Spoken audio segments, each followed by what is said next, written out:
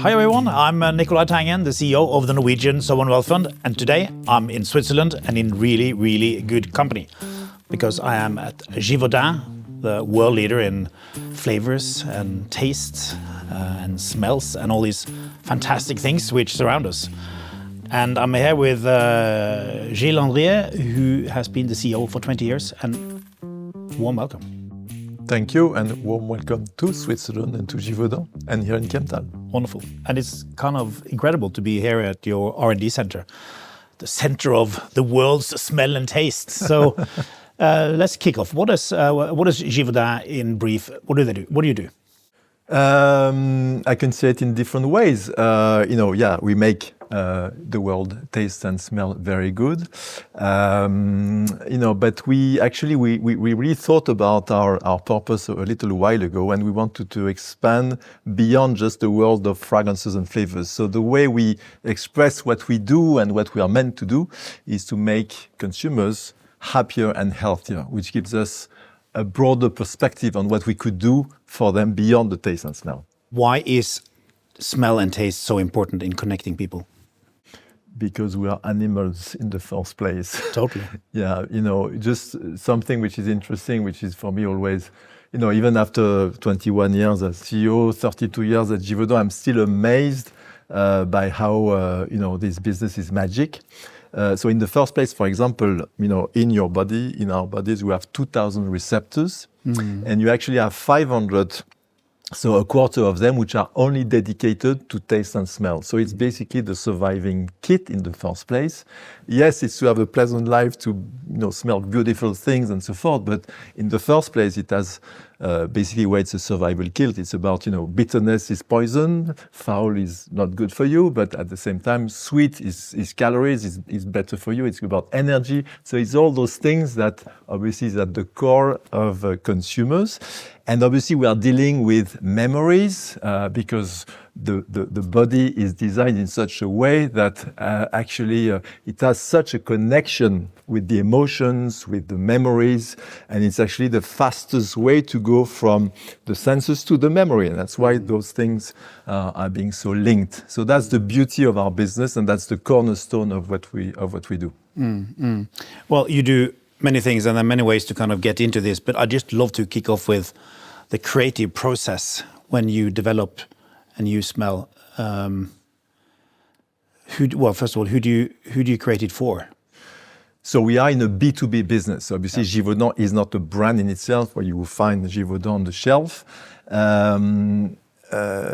Because taste and smell is actually the key differentiating attribute when a consumer wants to repurchase a product, any product. It comes at the top of the list before packaging, advertising, pricing, whatever, the functionality of a product. It's not us saying that, it's our own clients. So Gilles, let's say now I'm Tom Ford, I come to you, I want to create a new perfume. How do we attack this?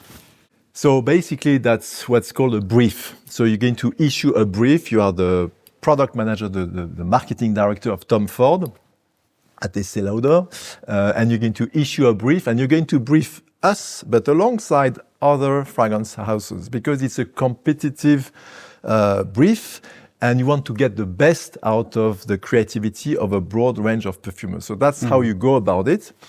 We might actually define the brief together, because we might help you in defining the brief. What type of consumers? How does it position itself with the other, perfumes that you have under the Tom Ford area? You might have some ideas. So it's really we enter a co-development process together through the brief, and then we have 200 perfumers around the world. We're not going to have 200 perfumers working on the Tom Ford brief, but we are going to have the fine fragrance perfumers out of New York, out of Paris, out of maybe some other places, and we're going to create some ideas, and it's going to be like a funnel with the team of Tom Ford to actually select, eliminate, and they're going to do that with the other fragrance houses. And at some point, we're going to find a few leads on which we're going to work together, make some consumer tests and so forth. And then that can take 3 weeks with a very small client to 3 years. It can take a long time. And the best wins. But when you say lead, what is that? I mean, so now I have my existing fragrances, and then what type of leads would they be? So you might have a range already in the top for the, which are very sort of woody, or some of the fruity, or some of the, and it might be interesting, and that's going to be us coming to you with some ideas to fit maybe a gap or something that, essentially is going to fit the range of perfumes that you already have, but which also needs to echo to what Tom Ford is as a brand, because the beauty of this business is that any brand has almost like an olfactive signature. It smells like Tom Ford, it smells like Gucci. So it needs to fit basically the strategic, some form of strategy in the portfolio, but also to fit the signature of the brand. And that's what we do together. So you might have, and that's really based on the creativity of our perfumers, finding ideas out of the blue, as much as being a bit more rational in terms of how does this fit in the range of the. So there is actually very often we are fit by investors and so forth into the chemical industry. We are as far as the chemical industry as you can imagine. We are actually closer to, especially when we talk about fine fragrance, to the advertising industry, where it's all about defining the brand, defining the attributes of the brand, and then translating that into a message and how you're going to communicate about it. So it's a bit the same process. How does smell fit into fashion? How do the fashion waves and smell, how does it work? So you have trends, obviously, for example, today, over the last 10 years, there's been an enormous trend around gourmand. It's about, the gourmand sort of signatures and so forth. You might want, obviously, to jump onto the trend of some trends. Or, for example, today, what's extremely interesting, and our fine fragrance business has been booming for the last 5 years, double digit. It's been very much fueled by the Gen Z, the Gen Alpha. And suddenly it's a whole cohort of consumers who found, so exciting to actually express themselves with multi-layering fragrances. And it's really a matter of expressing yourself. And through that, it came out very clearly that because it's a matter of expression, fine fragrances needed to bloom and to really diffuse very much so, as compared maybe to 20, 25 years ago, where it was really about having fragrances for yourself and so forth. So those are trends which evolve with consumers, and we also create some trends, with newness, with new ingredients that we develop. So tell me about something on the new stuff. What's new stuff? So what should I wear to be modern in a fragrance world? There is not something. It's really about, well, it's like in fashion. There are as many brands as fashion can propose. So it's really about how you feel about the fragrance. How you. There are so many families. There's an infinite possibility of fragrances, and therefore it's really about exploring. It's really about, and that's what new consumers do. It's very interesting to see them. They spend their Saturday afternoons in brick and mortar shops, exploring together, and what fits you. So it's a matter of expression. What music do you like? I can't tell you, just experiment. So it's a bit like this in fragrances. Okay, so say now we have had the brief. We decide that we want to go down the citrusy route, right? Exactly. So the freshness with the citrus top note on top of a woody, ambery note, like Au Sauvage type thing. So what do we do? So we go into the lab together, you and I, and so we're going to, obviously we go there, and then what do you have in the lab? What does a lab look like? So you have at the core. So again, you go back to the perfumers, so the noses. Yeah. They're going to write a formula. Yeah. They're going to express, like, you will write a piece of music on the computer. They write the formula. They know how the formula smells. This is also a piece of magic. It's just a matter of expression. Obviously, then they it's like a musician can read the notes and feel in his head what it's going to look like. Exactly. Okay. And then, but obviously, they need to still smell the reality like a musician. You need to play the music. Yeah. So you smell the sample. Where do you have the sample? Do you have lots of different smells in the lab? So you have, for every perfumer, you have a technician sitting 20 meters away with an organ of different ingredients, the palette of ingredients, which can be 500 to 1,500 different ingredients. And those ingredients are part of the formula. The technician makes the formula, weighs every single ingredient, very tiny drops, a bit more volume, some other ingredients, makes the sample, mix in the alcohol, go back to the perfumer smells, put a blotter, smells, and then the perfumer is not by himself or herself. She is surrounded with people who are going to help in the process, people at Givaudan, so it's called evaluators. So the evaluators are there to actually bridge the work of the perfumers with what the clients want, what the brand want on the outside, because also you might not be the only perfumer working on this brief at Givaudan. There might be other perfumers. And so it's going to be an internal competition on different trials so that we maximize the chances of winning the brief. How many evaluators do you have? So on a project, you have 1 or 2 evaluators, but you might have 2 or 3 perfumers working on big briefs. So they compete?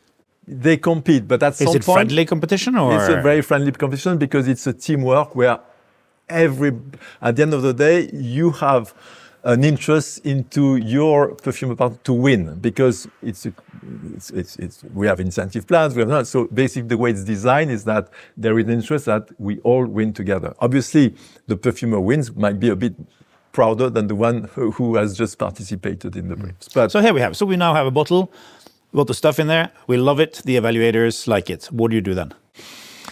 So then, obviously, we go back to the client. In Fine Fragrance, there's a lot of interaction. So the client comes to the office. We smell together. We smell this this idea, but we might smell other ideas. And then in front of us, at the client side, you have people who are very capable of evaluating the Fine Fragrance. How does it fit? How do they feel about it? And then you might be selected to go into tests because some clients test the fragrances, some others just go by their conviction and gut feeling.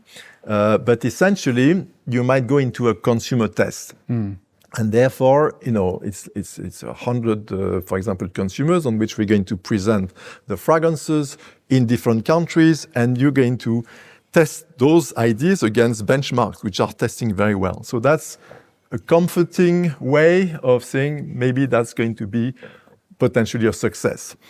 There is some limitations to that because the more you test, the more you're going to maybe lock yourself into something that consumers already know. Most of the big successes maybe were never tested because actually the only way to actually create something very different is not to have consumers smell things that they are used to. So actually, there is always a debate about should you test, should you not test, but it can be a comfort factor.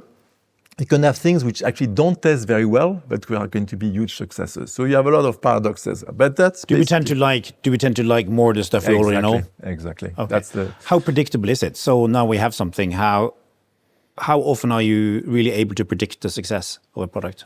Well, that's especially in fine fragrances. That's you have a certain, you know more or less, if you have really poor test results, it's going to be a flop. So you better not launch it.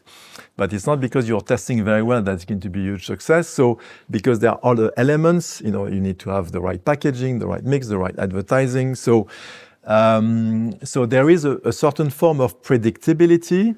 But you have no assurance, like in anything. But is it in music? One of the worst test results ever for a product was Red Bull. People just totally hated it. I mean, it was so awful that normally you would have put it into huge bottles and sold it for nothing. Instead, they put it into very small bottles and sold it for a huge price. And supposedly it's the second best-selling beverage in the world, right? Yeah. So you have many examples in the industry. So what's the biggest surprise? What's been the biggest surprise for you? That's something you didn't think was going to sell? Which is like a business school one, which we did many years back. It's called Angel by Mugler. And that was really, really, really disruptive. That was a very gourmand, in-your-face, overwhelming. Sorry, what does gourmand mean? What does that mean? Gourmand means it's a very sweety, chocolate, very edible. Right. Usually, again, back to the animal story, we like what is linked to food. Yeah. So in this case, Angel was quite polarizing. But the woman at the time, Vera Straube, had a huge conviction and they launched it. And it's called what is called a slow builder. So actually, it was not necessarily an initial success, but over time it built up and it attracted consumers. And today, Angel, we say in perfumery, is the mother of many, many, many other fragrances which went into this gourmand route. So you need sometimes to take risks in fine fragrances to have a very strong conviction to create what we call trendsetters. What are some of the other mothers? Actually, what's very interesting is that because of new ingredients, new molecules which have been created in the meanwhile to enrich the palette that we just talked about, and some of those new molecules are being created here in this building, where, Akigala wood, for example, is something that has been created a few years back, which now is behind so many successes in fine fragrance that it actually created a trend by itself. So you can create new trends and new mothers and fathers through new ingredients and new molecules. And that's why it's extremely important to have the best talent, the best perfumers formulating, but also helped by very novel ingredients, which will help create new fragrances down the road. So when you look at the whole fragrance market, how much consists of the old classics? The Chanel No. 5, the Opium, these kind of things, and how much is the new, more funky stuff? So Nico, just for the interest of our people listening to us. So it's called the churn. So basically in fine fragrances, nowadays the market has grown so much that the erosion of fine fragrances used to, when you are at a market growth of, let's say, 5%, you have 25% newness, 20% erosion. So you can imagine that the churn, the replacement, is quite fast. Today, because Givaudan, we are growing more like 15% on average in fine fragrances, we are more at a pace of, let's say, 10% erosion, but 25% newness. So basically, yes, we still have a lot of old classics, which are a bit the foundation, but essentially the newness has come, So, yeah, every brand tries to hook. It's called, to put to place basically a perfume in the top 10, top 15 somewhere. But it's you need time to do this. What do you wear? So I usually don't advertise for brands, but I will answer very happily your question. Infusion de Cèdre by Prada, which is my fragrance for many, many years. We have done a lot of fragrances for Prada, and I'm wearing one of them. Very good. How important are the perfumers? Because you are married to one. Yes. What kind of skills do you need to have? Obviously, as you know, at the core of Givaudan, we have a perfumery school. Yeah. So the perfumery school. And I'm sorry, you have educated very many of the world's perfumers. Yeah, and the perfumery school of Givaudan is very well known because it has been established more than almost 80 years ago. It actually created 40% of the, let's say, 40% of all perfumes sold in the world were created by perfumers coming from the school of Givaudan. So it's a well-renowned. So to characterize what it needs to be a perfumer, it starts there. So we select them on the basis of, can they smell, obviously?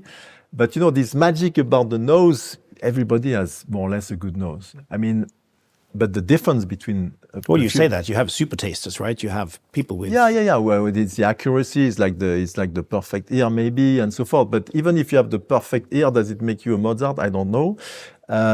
So it's really about having a lot of passion for it, because you're going to do that for the next 40 years. You really need to love it, because it's tough. It looks very nice on paper. It's magic. But we discussed about the briefing process. You are in competition. You, as an individual perfumer, you're going to lose a brief 9 times out of 10 or 8 times out of 10.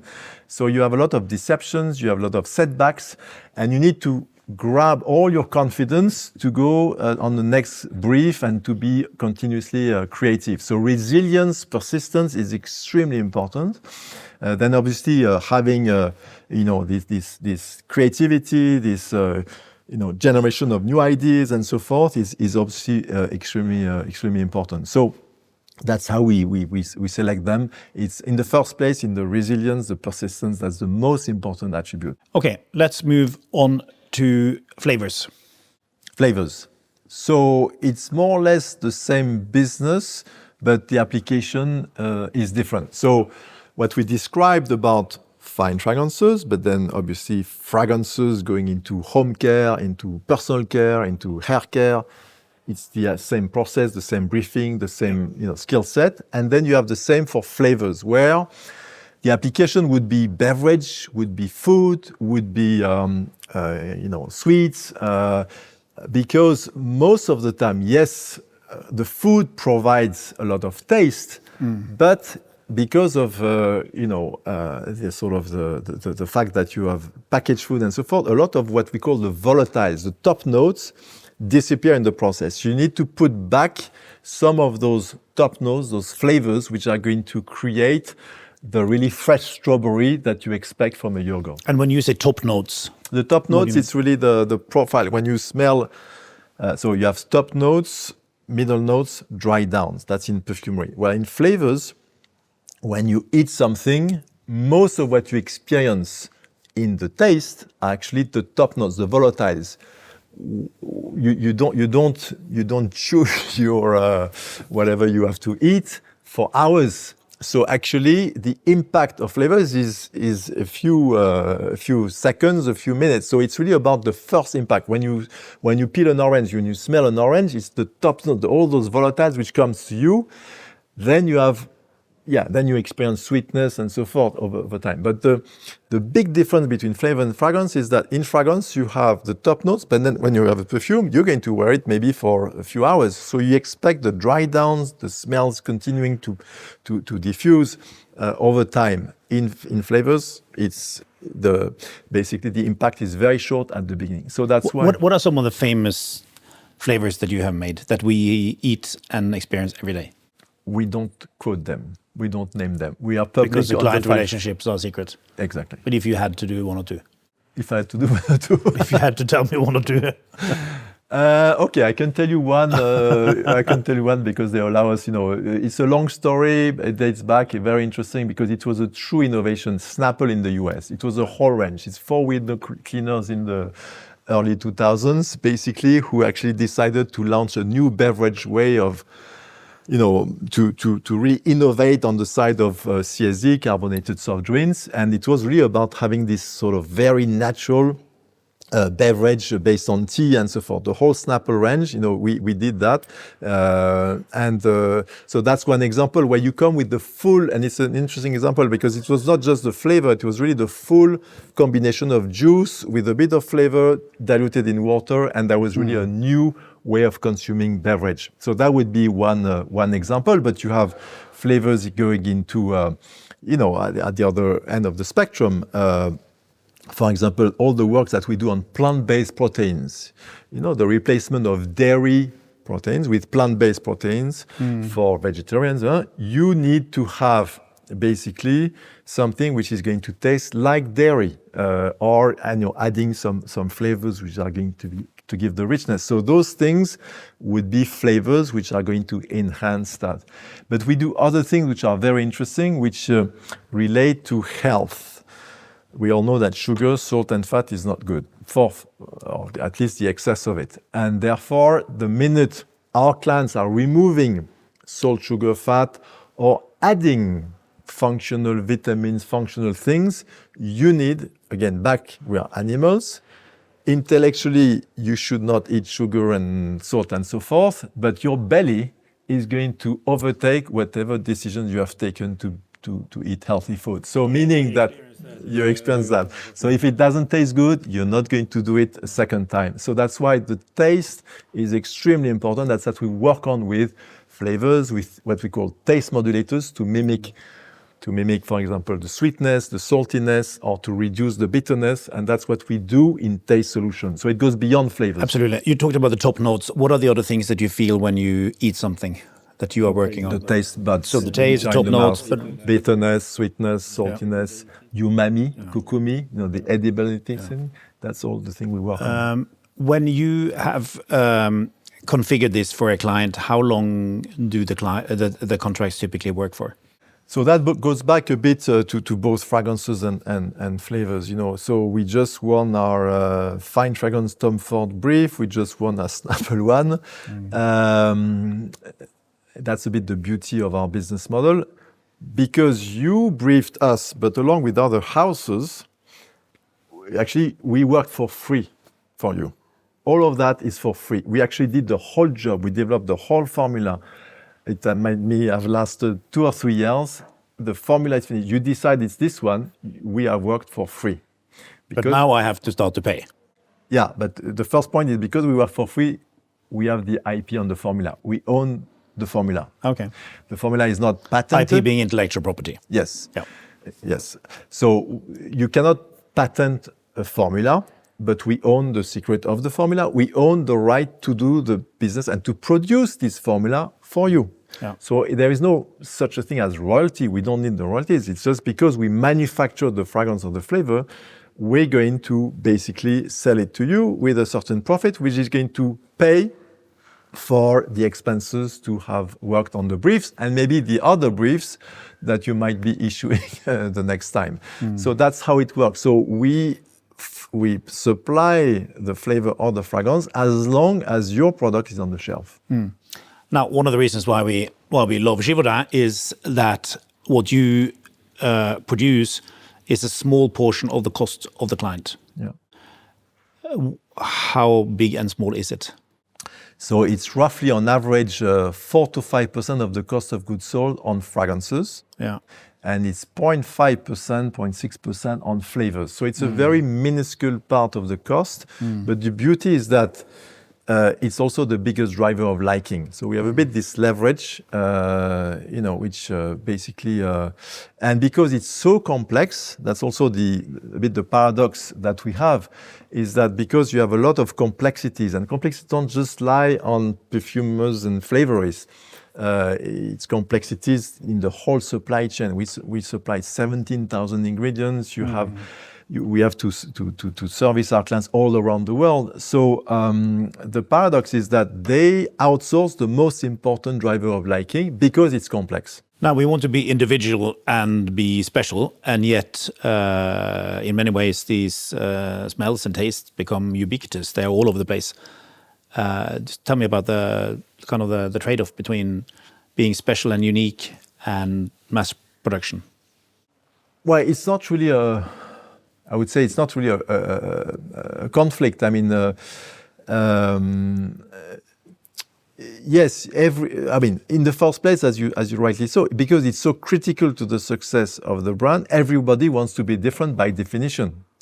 And that's exactly why it's a briefing system where they expect having something different from every time. And that's really at the essence of our business model, that anything that we sell thousands of different products, thousands of different formula. Every one of them is specific to the client, specific to the brand, and we never sell this same exact fragrance to somebody else because it's a question of, basically, yes, we have the IP, but this IP is for you. You can have things which are looking a bit or smelling a bit, tasting a bit, but the beauty is that the possibilities are so infinite, and this fragrance might be great for this brand, but might not be so suitable or so relevant for this other brand. So, and maybe not relevant for this market. There's obviously consumers. As you mentioned, it's linked to memories, taste and smell, emotions, how you feel, culture. So there are as many trends and differences in terms of markets as there are countries and ethnics and so on. So the diversity is so wide and so big that in fact, this idea about everything looking the same is not happening. Now we have an artist who is working on, with smell. She's called Sissel Tolos. She's Norwegian. She works out of Germany. And she's making, for instance, a room where you come into the room and you start crying, on the back of the smell. Do you feel that you manipulate people sometimes with what you do? No, we make people happier. We don't manipulate them. Manipulation is a very aggressive word. I would say in another word, in another way. When you think about especially what we call fragrances for consumer products. So you could argue that when you do and use your floor cleaner or a fabric care, it needs to smell very good. So yes, it's about having the pleasant smell. But in a way, the fragrance role is to reinforce the idea that your floor is clean and reinforce the idea that your hair are clean and reinforce the idea. So sometimes when my wife is away, I put a bit, before she comes home, I put a bit of that on the floor, wipe it out a bit, so you should smell really clean. She thinks I've done a great job, right? Absolutely. So you can say, are you manipulating your wife? Maybe so. So that's where I'm coming from. Absolutely. How does this industry look like now? How many players are you? So we are four. There are four big players, but there are many other players. There are mid-sized players and there are very small players. I would say it's, and I've myself grown in this industry with four big players, which were called FNF, core FNF players. But in the later years, the industry has changed where at least two of them, namely Firmenich with DSM and IFF with DuPont, have changed a bit their strategy, and by joining forces, one with DuPont, one with DSM, to become more what we say sort of big conglomerate of ingredients. So that's basically where the landscape of competition has changed, and we didn't have the same strategy. We had more of a strategy to continue to focus on our FNF space, but at the same time by going after what we call adjacent spaces of ingredients, not necessarily fragrances and flavors, but things which are actually have the same sort of attributes or the same business model as fragrances and flavors. To give an example, Active Beauty. So Active Beauty, we went there 8 years ago. Ingredients which actually are doing the job to make the skincare product give you a most young and beautiful skin. So driven by innovation, the functional ingredient, the active ingredient that you have in skincare is absolutely key to the client. It's driven by a lot of innovation. So somehow the business model looks a bit the same as for fragrances, and also in terms of financial profile. So we went there. Now it's a 300 million business. We did the same on makeup lately. We bought a company in Italy which does makeup solutions for high-end. Same idea, and it allows us to participate in the broader landscape of beauty, hair care, fine fragrances, skincare, and makeup. And we did the same on the taste side, going into adjacent spaces with natural colors, with what we call phytoactives, which are botanicals doing the job, to make people healthy and so forth. So that's how we've done that, evolved our business model by expanding into adjacent spaces, but staying true to what we commit for our clients. Are you seeing new competitors, for instance, from China? Not really. So the Chinese, they entered the market many years back, but more on what we call the ingredient side, making through they are good with chemistry. They're actually now good with biotechnology. So making some of the ingredients that we use in fragrances, and we use them as suppliers to feed what we do. Givaudan, we went into China 30 years ago. We are Chinese ourselves. We have 1,200 people in China. We have 5 big sites. We deal with local Chinese clients, big clients. So we are really well established, and we have not seen relevant sort of big Chinese competitors emerging. Let's move on to the corporate culture. How would you define the corporate culture at Givaudan? Well, this is something that is absolutely key to me. So when I joined Givaudan, I bumped into Givaudan 32 years ago by chance. Nobody knew that behind products you had noses and flavorists creating those. I really bumped into this magic business by coincidence and chance. But I also discovered a culture which basically attracted me. So the culture at Givaudan is very strong. I think it defines, and it's really core to the success of Givaudan. But basically, I've grown this culture, I've enriched this culture all along my tenure as CEO of Givaudan. So the culture, yeah, we have obviously this huge diversity. Yes, we are a Swiss company, but a Swiss company, we have 8 million people in Switzerland, so it doesn't define us as a culture. We are truly a multinationalities culture, but it's also the result of the fact that we have done many acquisitions, many mergers over the last 20, 25 years, but even before, which has enabled us to have a very sort of inclusive culture, diverse culture, and really where everybody sort of joins around this culture. And this culture, what is it? Well, we finally managed to define it a few years back, because it's one thing to say I've got a strong culture, but what is it?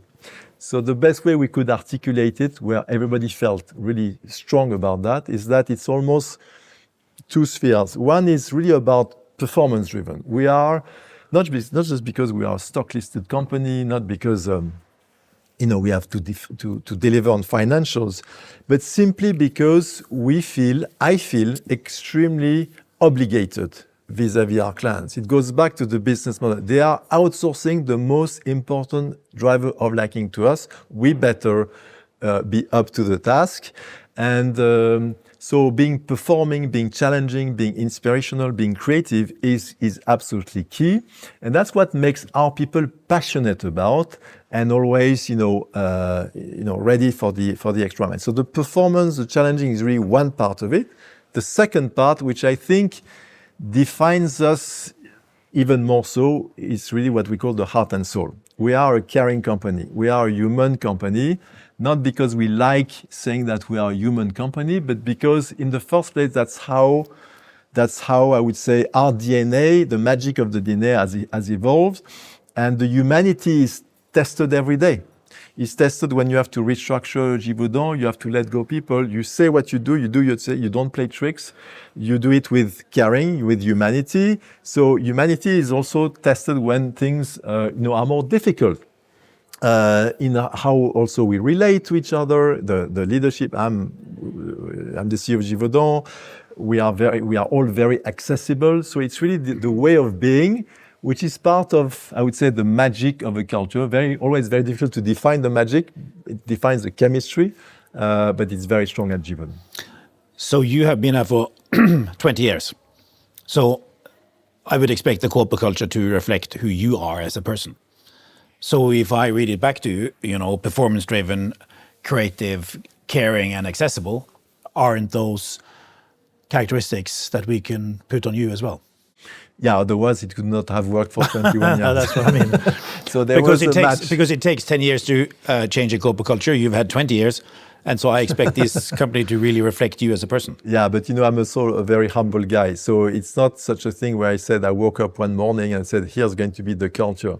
I think there was a magic fit between what Givaudan had in its core DNA and who I was, who I am, and the match was there. So yes, I define myself as the performing guy and the caring guy.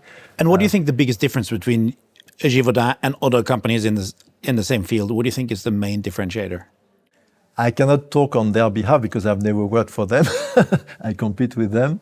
But the only thing I can say is that that's how our clients talk about us. The way I just define the culture of Givaudan actually was something that we really echoes the way we are being talked about. So I think the humanity side, the caring side, is something that maybe defines us. Not that the others are not human, but essentially that's what's come out very strongly. Is there any part of the corporate culture you try to improve just now or working particularly on? Yeah, because we are never perfect. So we became a very large company. When I started, we were 4,000 people. We are 17,000 people. We grew, we transformed the company, but always being extremely, diligent about growing, but not at the expense of the agility. So finding always ways to improve the agility, to reach out to very small clients, to be not considered as the big Givaudan, which is not going to take care of the small clients, is super important. To be fast on execution. We are considered very, very good on execution, but at the same time, something around agility and so forth is something that we can further improve. How do you avoid bureaucracy? I would say that's almost part of the culture, and maybe part to avoid it. Well, no, but even beyond that, I will be very direct. Bullshit and hot air at Givaudan doesn't survive more than 3 seconds, meaning that because we have all grown in this business. I've been running figures, I've been running operations, I've been a salesperson, I've done the job. And the people reporting to me, the ones who are running divisions and the next levels, they all grown within the company, having done the business. So we know where we cannot be taken on a ride. We are very pragmatic, we are very concrete. So the bureaucracy is something that we almost by nature avoid. Now we still need to do hard work, that we are not overwhelmed by the size and the fact that processes are too complex and so forth. That's the work I was just talking about. But that's also part of the culture to really we still live like we are a large company, but still think as a small entrepreneurial company. Mm. And how do you make sure that things are speedy and agile? How do you work on speed? So on speed, we actually have done quite significant things. As an example, we have obviously we have a lot of processes, on the supply chain. Again, back to the complexity. What we did a few years back, we have roughly 130 sites around the world.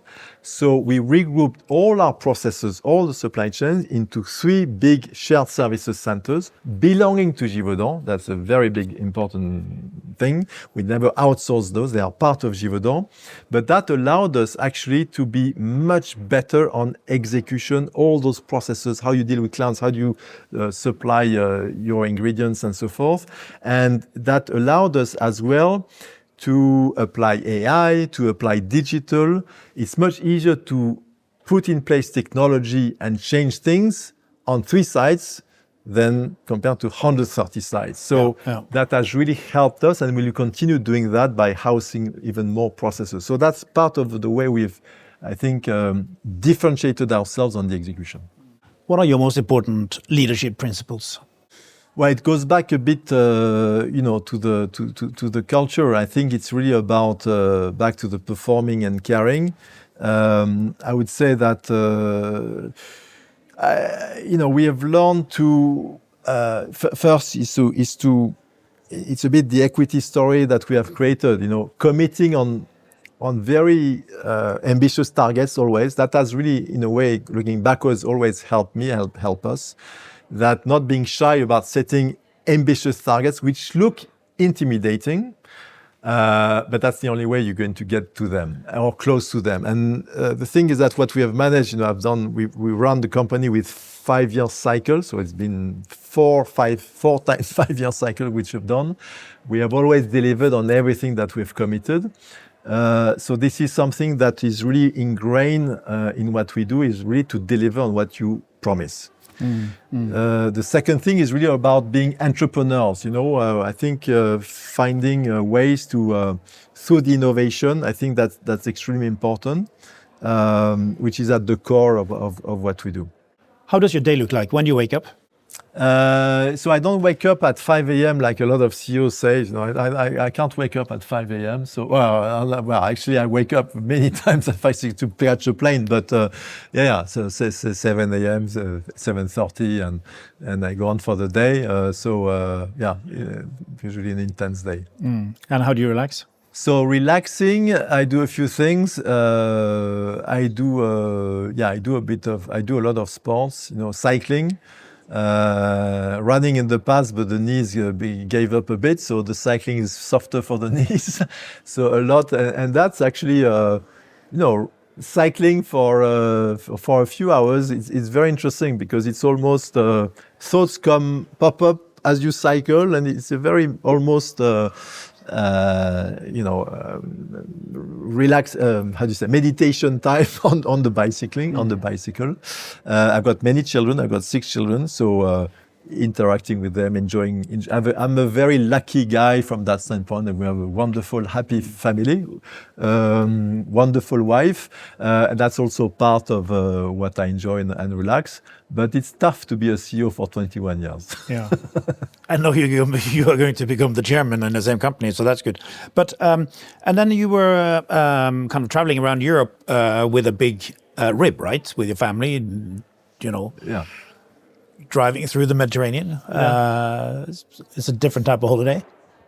Yeah. So I used to do a lot of sailing when I was much younger, but you need a bit more time to sail boats, regattas and all of that.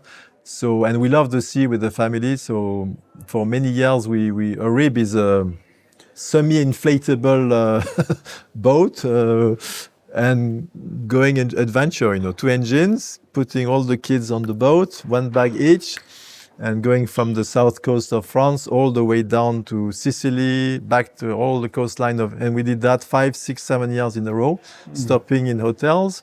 And it's a lot of fun because it's quite adventurous, and it's about enjoying life together. So when you are in a restaurant and you are like smell and taste family, with a perfumer as a wife, and you hear how do you eat? I mean, it's just like, hey, smell this basil. Hey, look at that tomato. It's different than the other tomatoes. I mean, no. It's not an obsessive thing where you have to talk, taste, and smell every day on everything that you. Actually, funny enough, my wife, who is a perfumer, maybe it has to do with DNA and so forth. Her mother was an absolutely outstanding cook, and so maybe there is something around that went there. My son, would like to also be a perfumer, so there is something maybe in there. But we try not to talk too much about taste and smell at every meal together. We love cooking. I love cooking. That's how also I relax, experimenting things and having fun. And what is your advice to your 6 children and to other young people who listen to this podcast? Well,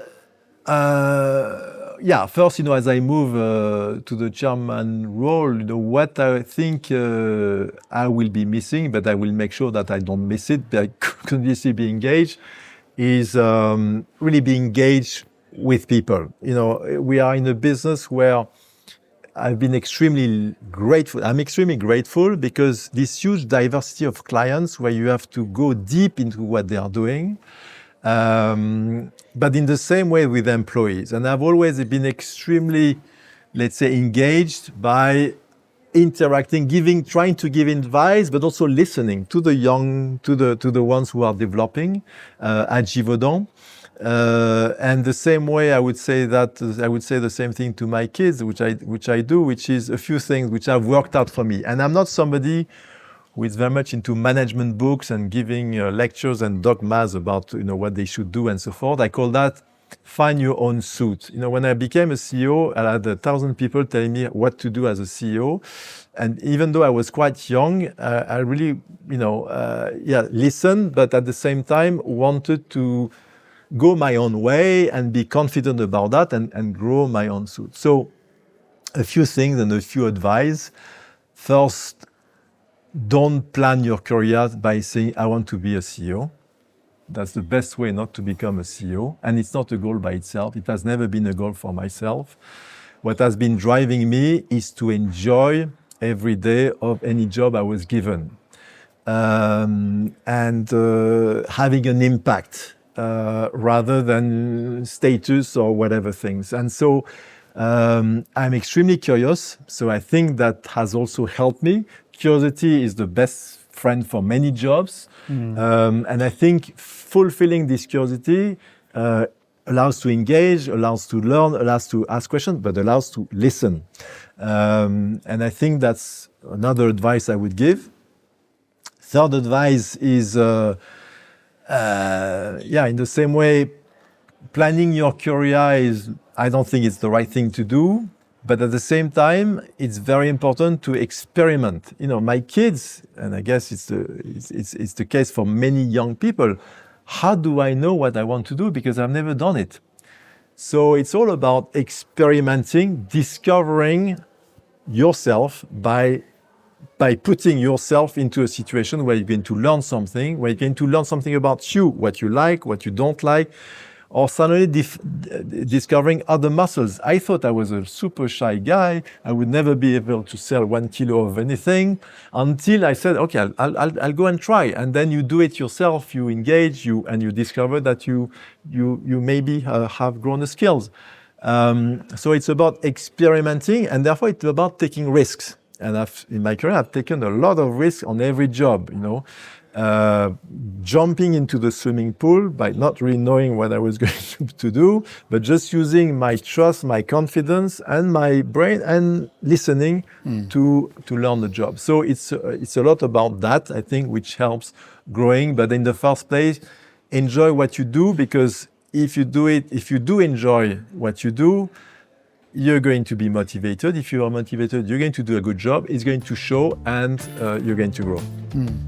Very good advice. Big thanks for being on the podcast. Big thanks for making the place better tasting and better smelling. Thank you very much, Gilles.